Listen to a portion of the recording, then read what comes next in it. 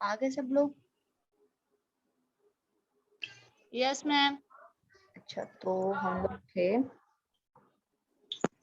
यहाँ पर और हमने कहा कि हमने फॉर्मल फंक्शन पुट कर दिया है, सो ये हमारे पास आ गया density of states, sorry concentration of electrons. So Mn star is the effective mass of electron in conduction band. The concentration of electron n in the conduction band is obtained by integrating equation number this. अब चूंकि ये dn है तो हमें over that specific range जिसमें हम electron की concentration find करना चाहते हैं, हम इसको इंटीग्रेट कर देंगे। और वो स्पेसिफिक रेंज क्या है?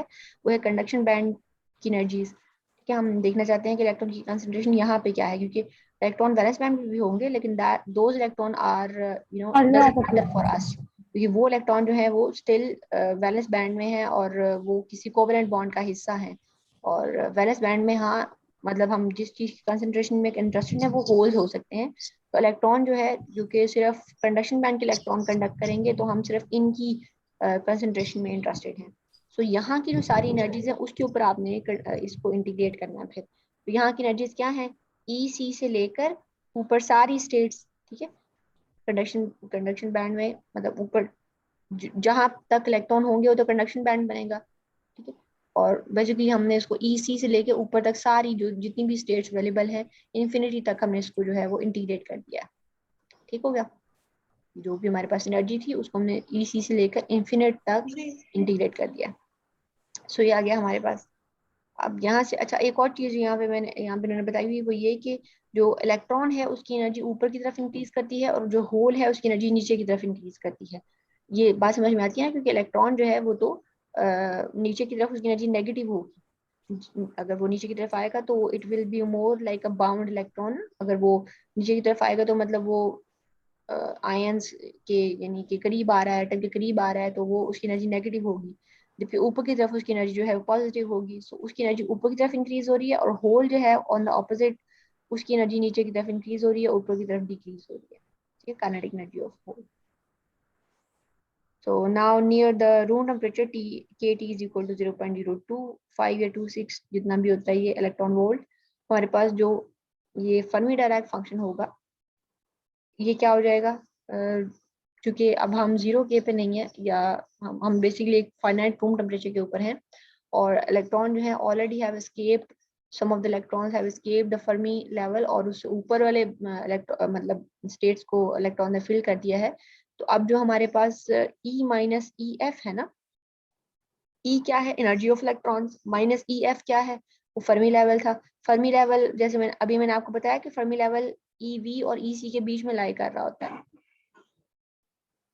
ये बात यस है। मैम।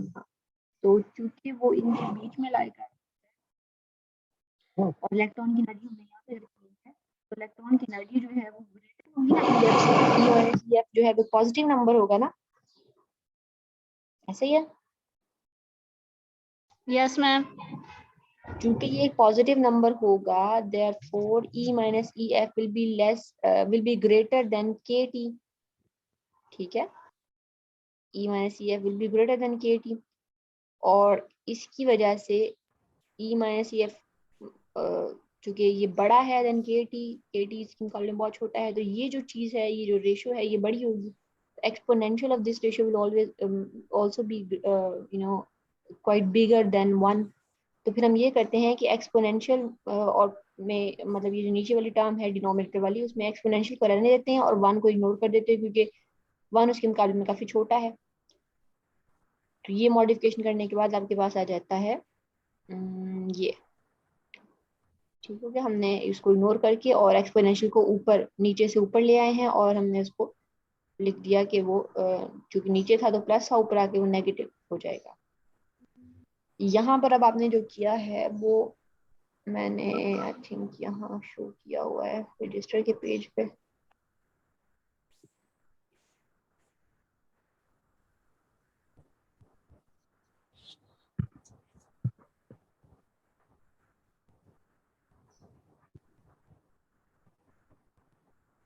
इसके बाद ना आपने ये किया है कि जो ई की पावर थी उसमें E to the power E minus E F था ना, उसमें ई सी को ऐड भी कर दिया और सब्ट्रैक्ट भी कर दिया। तो फिर यहाँ से आपने ई सी माइनस ई एफ जो है ना, ये दोनों चीज़ें कांस्टेंट है और ये इसका इंटीग्रल के अंदर कोई काम नहीं है, ई सी का भी और ई एफ का भी। ई सी जो है वो कांस्टेंट एनर्जी है कंडक्शन बैंड की, और ई एफ जो है फर्मी लेवल है। तो आप e to the power E C minus E F, minus के साथ में आएगा minus E C minus E F divided by K T को बाहर निकाल दें, ठीक है। और अंदर क्या रह जाएगा आपके पास, E to the power minus E minus E C, तो ये आपके पास अंदर आ गया, ठीक है। बाकी सारा वैसे ही, हमने और कुछ खास चेंज नहीं किया, बस यही चीज चेंज की है। तो आपके पास आ जाएगा। हाँ जी। मैम ये जो जिस पेज पे आपने डेरिवेशन किया ना वो सेंड कर दीजिएगा। हाँ जी, मैं कर दूंगी। तो ये आ गया आपके पास ये वाला। अब यहाँ पर इसको इंटीग्रल को सॉल्व करना है हमने। इंटीग्रल को सॉल्व करने के लिए आप सपोज कीजिए कि e minus E C divided by K T जो है ये x के बराबर है। इसको x रख लीजिए, तो फिर आपके पास dx क्या आ जाएगा, ई सी तो कांस्टेंट है, ये आ जाएगा D E divided by K T, और के टी उधर चला जाएगा, सो आपके पास डी ई जो है वो के टी इंटू डी एक्स आ जाएगा, या डी एक्स जो है वो D E divided by K T हो जाएगा।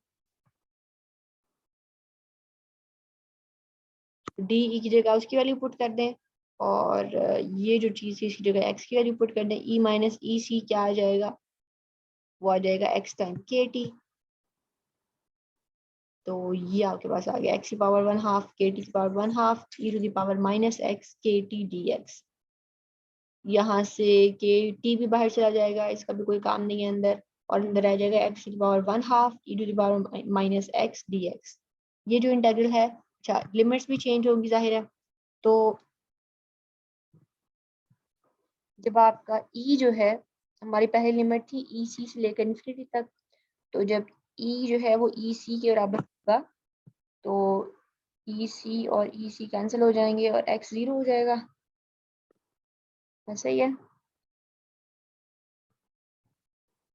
जब e जो है वो ई सी के बराबर होगा नीचे वाली लिमिट में, तो यहाँ पे ई सी रखोगे तो ये कैंसिल हो गए, x 0 हो जाएगा, x जो है तब 0 होगा। और जब ई सी जो है, सॉरी ई जो है वो इन्फिनिटी होगा, तो ये सारी चीज़ इन्फिनिटी हो जाएगी। तो जब ई इन्फिनिटी है तो एक्स इन्फिनिटी होगा। तो एक्स की लिमिट्स कैसे पे चेंज हो रही है, 0 से इन्फिनिटी तक। अब ये जो इंटीग्रल है इसको मैं सॉल्व तो बिल्कुल नहीं करने वाली, इसको आपने खुद ही सॉल्व करना है। ये इसमें एक छोटी सी सब्स्टिट्यूशन होगी और ये इंटीग्रल जो है वो चेंज हो जाएगा ई टू दी पावर, ये इंटीग्रल जो है वो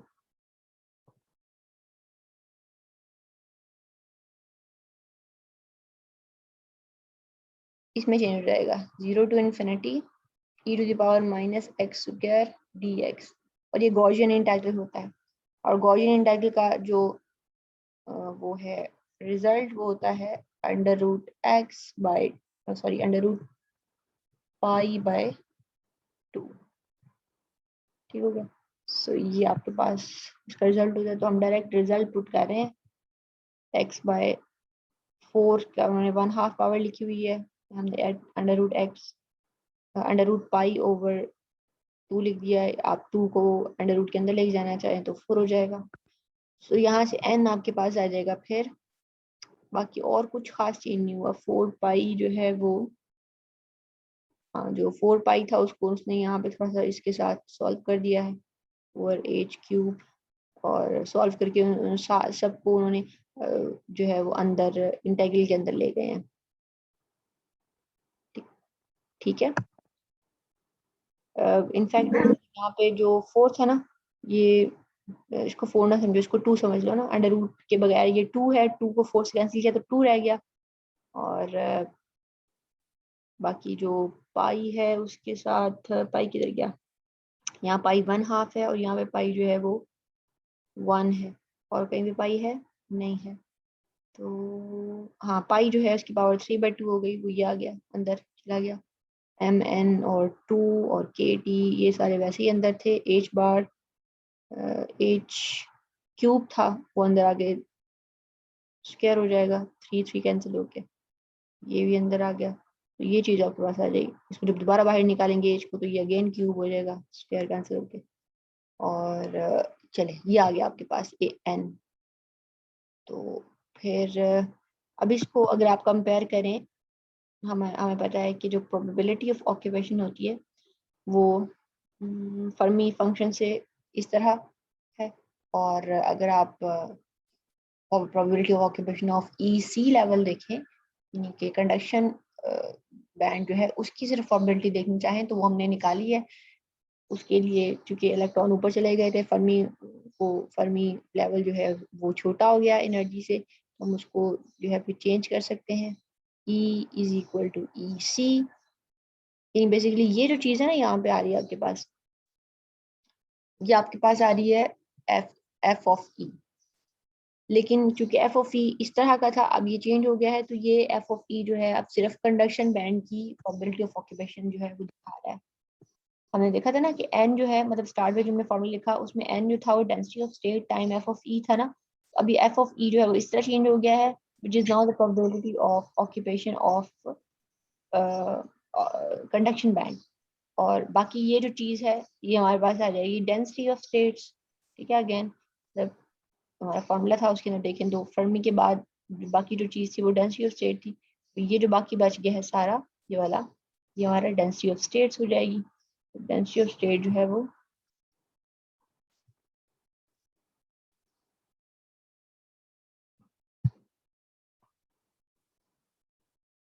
the first term on the right hand side must represent the effective density of states of electron in the conduction band H।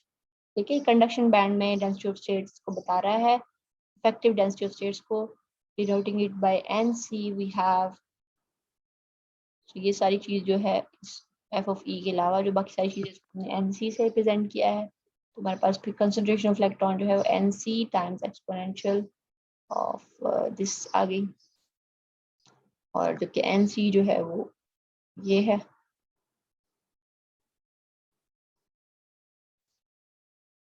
और यहाँ पे ये बेसिकली आपके पास ये जो ऊपर वाला फॉर्मूला था एफ ऑफ ई के साथ, वो आपके पास जो है वो कंसंट्रेशन ऑफ इलेक्ट्रॉन्स था, इंट्रिंसिक कंसंट्रेशन ऑफ इलेक्ट्रॉन या concentration of electron in intrinsic semiconductors.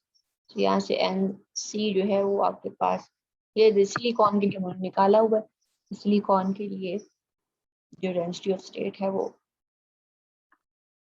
ये हो जाएगी एट ऑर्डिनरी टेम्परेचर्स। और टेम्परेचर बेसिकली इनपुट भी नहीं किया, तो डेंसिटी ऑफ स्टेट जो है वो टेम्परेचर की 3/2 पावर के साथ जो है इंक्रीज हो रही है। और ये प्लॉजिबल है क्योंकि देखिए जैसे टेम्परेचर इंक्रीज होगी तेल वाला रीजन है वो ज़्यादा बढ़ता जाएगा ना, जो फर्मी फंक्शन के अंदर था तेल वाला रीजन।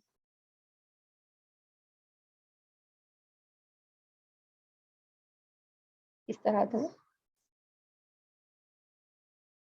तो जैसे जैसे टेम्परेचर इंक्रीज होगा इस तरफ को एनर्जीज हैं और इस तरफ को एफ ऑफ ई है, तो ये रीजन जो है वो इंक्रीज होता जाएगा। सो वो चूंकि ज़्यादा स्टेट्स को इलेक्ट्रॉन ऑक्यूपाई करेंगे तो density of state of conduction band जो है वो इंक्रीज हो जाएगी टेम्परेचर के साथ। ठीक हो गया,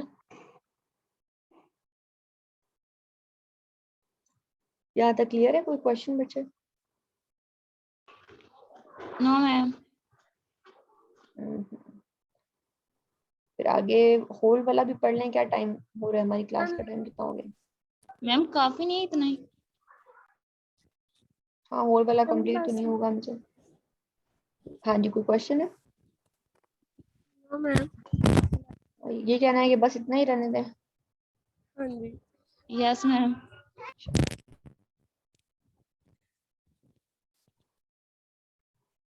आप लोगों ने क्लास ज्वाइन की है अपनी?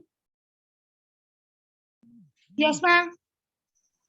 हाँ ठीक है, आप लोगों ने जीमेल से करनी थी ना? मैंने आपके जी तो मैम, सारे अपनी टीम कोर्सेज, से ना। हाँ जी अपनी जीमेल से करनी थी। आपके तो सारे लेक्चर जो है वो अपलोड हो गए, आज वाला भी इंशाल्लाह मैं कर दूंगी थोड़ी देर में। ठीक है, तो मैम जी वीडियो का अभी भी मसला आ रहा है।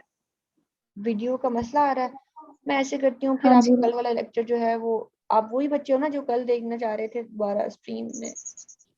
हाँ जी मैम जी। अच्छा, तो मैं फिर यूट्यूब पे अपलोड कर देती हूँ वीडियो को। ठीक। मैम वो जब मैं खोलती हूँ ना वहां पे चलता है, जीमेल पे वो जहाँ आपने लेक्चर दिए हुए हैं ना वो वहां पे चल रहे हैं, लेकिन जब डाउनलोड करके गैलरी में देखती हूँ तो गैलरी में नहीं चलते, सिर्फ ऑडियो आती है। अच्छा बेटा वो ये इर्तिका गैलरी में नहीं, गूगल ड्राइव में चलते हैं, वहां डाउनलोड होके आते हैं, मेरे भी ऐसे ही हुए हैं। अच्छा। हाँ गूगल ड्राइव में देखें, उसमें मे भी हो। चलें ठीक है, खत्म करते हैं आज की क्लास, ठीक है। जी। पढ़िएगा इसको और फिर हम मजीद डिस्कस करेंगे, होल्स की कंसंट्रेशन देखेंगे, ठीक है। जी अल्लाह मैम। हाफिज। अल्लाह हाफिज। अल्लाह हाफिज।